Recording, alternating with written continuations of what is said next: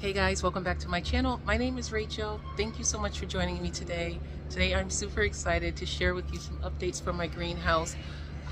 There is a lot of construction happening here, so I'm not going to do too much talking out here. But I have set up my Rainpoint watering system or irrigation system in my greenhouse so that I don't have so much stress when it comes summertime and the heat is like drying out my plants really quickly. So I'm just going to show you exactly how I set it up and how I plan on using it through the summer. So inside the greenhouse, I have a whole bunch of birds of paradise. I've already shared an update with you. Actually serve as place markers so that I can set up my Rainpoint system inside of the greenhouse for the plants that will be in the greenhouse through the summertime. So what I'm going to do is I'm going to show you exactly all of the components that are really critical to making the system run smoothly, and I'm going to tell you that this has changed everything for me. Let's go a little bit closer inside the greenhouse.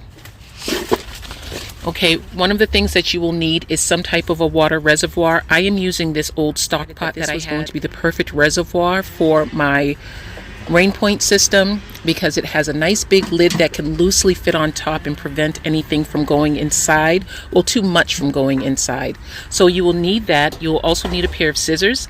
And then as far as the components that come with the unit, you have this filter that goes into your water reservoir. This is what pumps all of the water out of the reservoir of water that you have. This is the actual unit. It is solar powered, so I have it directed toward the south side of my yard so that I can continue to bring in energy.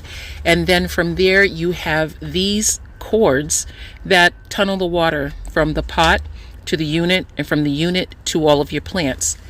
Here you see something, this is like a little disc that connects these two parts. And this is really important because if you do not have this disc connected in the right direction, your unit will not deliver water. You have to connect this piece in the way that you see in the directions in order for the water to flow through, because this piece is designed to act as a filter to prevent anything from backing up into your unit. So if you set up your system and you find that the water is not flowing, more than likely you've connected this in the wrong direction. Super easy fix. All you do is unplug it. Take it off of the two different cords and you just put it in the right direction, and that's it. I had to do that the first time and I may have to do it this time. So then from there you go to these connector pieces. You see how that looks, and there are a host of different connector pieces that you get. This one is a 3-prong connector.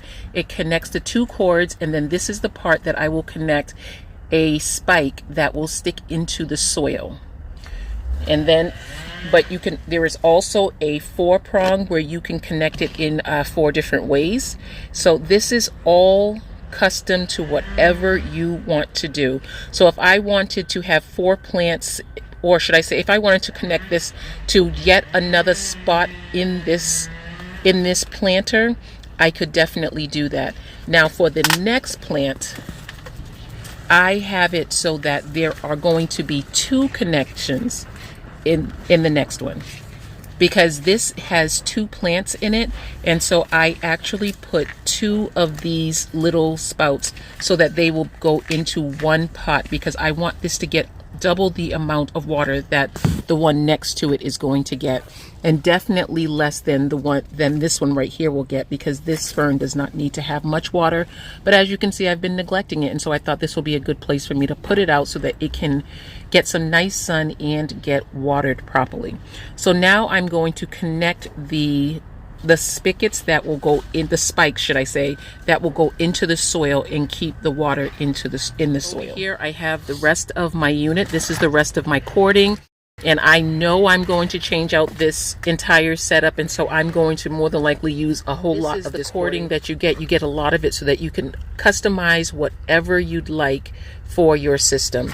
And then over here you will see all of the different connectors that it comes with. These are the 4-way connectors. You see that? Then there are 2-way connectors.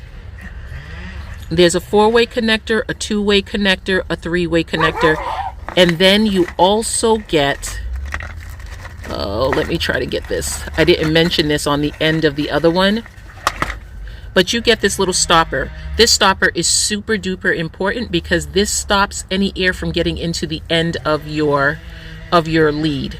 I'll show it to you on the plant. This is where I have my stopper over here at the end of my line on the side.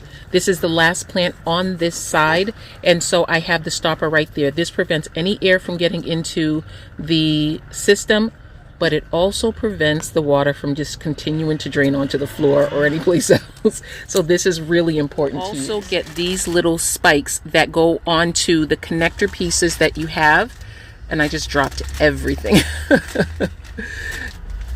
You get these, and these go right over here, but you just cut a short piece of tubing and you connect this right there. Size of the cord that I cut, and I'm going to connect one side here.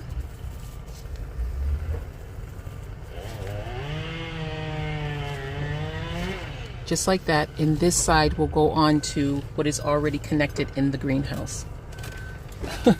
So this side right here that is open will be connected to the unit over here.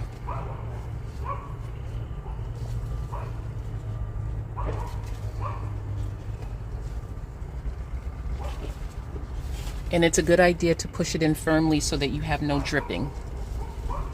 Now this spike, I just push right into the soil.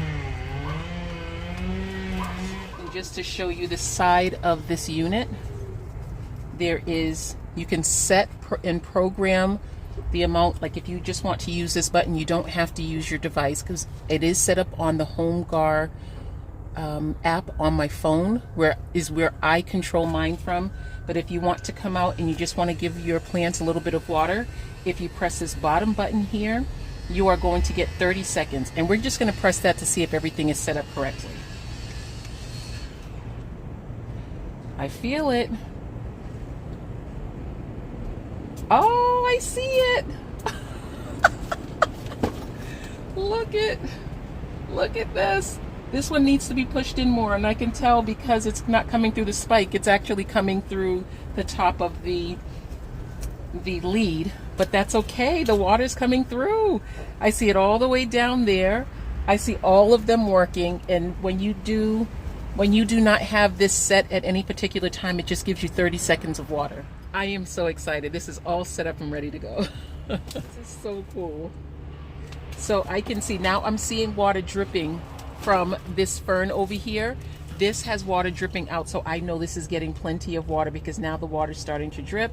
And the way I have it set up, and again, these are not necessarily going to be the plants that will be here, but I want these plants that are up here, they will deliver, the system will deliver water to the top, and then I will have a second row of plants directly underneath it that will get whatever comes from these plants, and then a third row at the bottom of plants that will get what is left over from all of these. And so you set the timer for whatever you want it to be. I know it was Mr. Robert E. Keyboards who mentioned that he didn't know if the plants would be getting enough water, and I thought that was very significant because you do have to adjust your watering cycles for your plants. And so inside my house, the watering cycle is 5 minutes and 30 seconds in order for them to get enough water. Okay? I am so excited. This is all set up and ready to go.